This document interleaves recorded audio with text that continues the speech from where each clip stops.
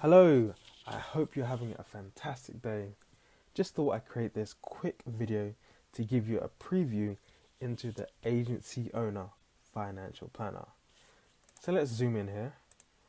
Okay, so here you'd enter your current monthly expenses, and on the left here, you'd enter the expenses that you'd like to have to live your aspirational lifestyle. So, you get the new car, house, or really take care of someone who deserves it.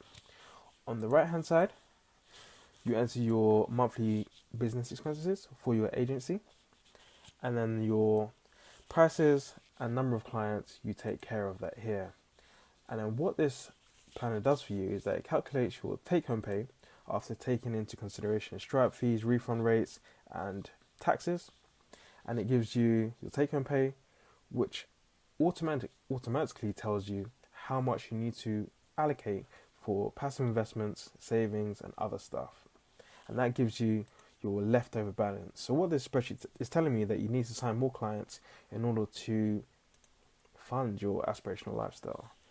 Okay, so over here we have the outreach calculator.